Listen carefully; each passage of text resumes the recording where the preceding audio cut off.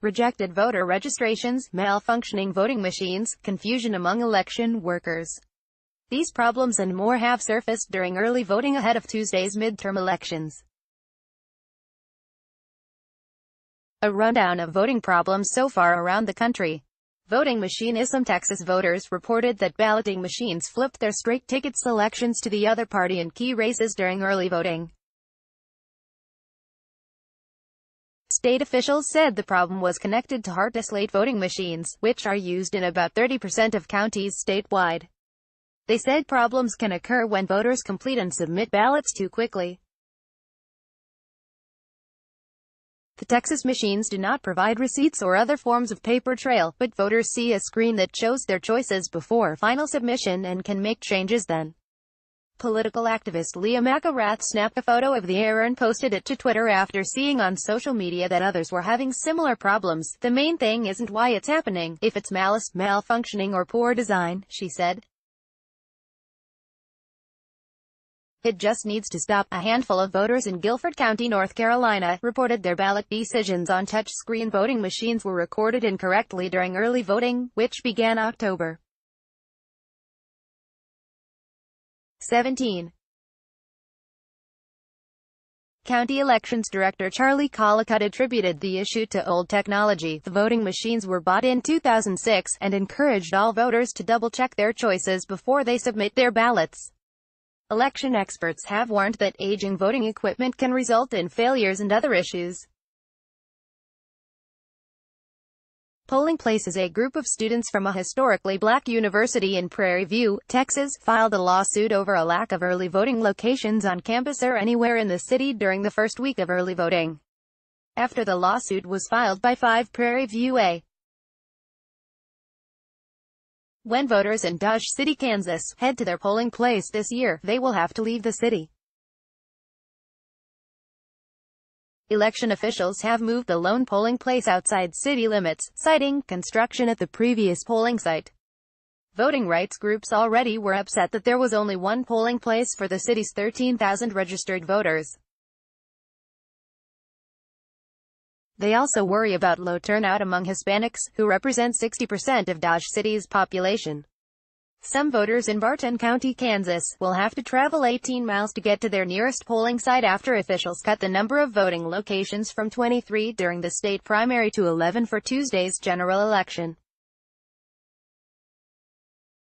County Clerk Donna Zimmerman says the polling places were consolidated to save money. After facing national criticism, election officials in a majority-black county in rural South Georgia reversed course and withdrew a plan to eliminate 7 of the county's 9 voting locations. An independent consultant had recommended the consolidations in Randolph County, noting the 7 polling places did not comply with the Americans with Disabilities Act. The consultant was later fired. County officials say they lack the money to make the necessary changes to comply with the ADA. Absentee ballots. A federal judge has ruled that Georgia election officials must provide time for voters to fix their absentee ballots when the signature on the ballot does not match the one on file with their local election office. The ACLU, another civil rights group, had sued the state after reports that a suburban Atlanta county had rejected a high rate of absentee ballots compared to other large counties in the metro area. Under the judge's order, voters would have almost a week to verify their identity and have their ballot counted. Some 10,000 voters received mailers from the Missouri Republican Party with incorrect information about when their absentee ballots are due. GOP officials blamed the issue on a miscommunication between the party and the vendor that printed the postcards. Absentee ballots are due on Election Day. In Montana, an undetermined number of voters received a mailer from the Republican National Committee that included an error about the state's absentee ballot deadline. The RNC plans to send new mailers and call voters to provide clarification that ballots must be received by 8 p.m. on Election Day. Voter registration. A judge has ordered Tennessee's largest county to allow people with incomplete voter registration applications to fix any problems and vote on Election Day. Groups including the Tennessee Black Voter Project had submitted more than 36,000 registrations to the commission, but officials said about 55% were invalid because they were incomplete, were duplicates from previously registered voters, or had come from convicted felons. In Georgia, some 53,000 voter registration applications, the vast majority of which were submitted by black residents, are considered pending by the Secretary of State's office because they ran afoul of the state's exact match law. The law requires information on the forms to precisely match records with either the Georgia Department of Driver Services or the Social Security Administration. Those flagged on the list, however, can still vote if they bring a valid photo ID that substantially matches the information on file. A photo ID is required of all voters in Georgia. In St. Louis, Missouri, 600 people who recently registered to vote were mistakenly sent letters telling them they were ineligible.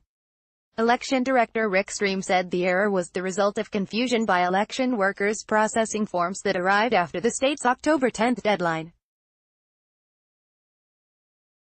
Forms postmarked or signed by October 10 should have counted, regardless of when they arrived.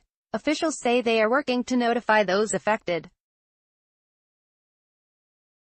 Voter ID voters in Arkansas will have to show a photo ID after the Arkansas Supreme Court on October 11 upheld a state law approved last year. Voters who come to the polls without a photo ID will be allowed to cast a provisional ballot if the voter signs a sworn affidavit or returns to the election office by noon the following Monday with his or her ID. The provisional ballot will be counted as long as the County Election Commission doesn't invalidate it on other grounds.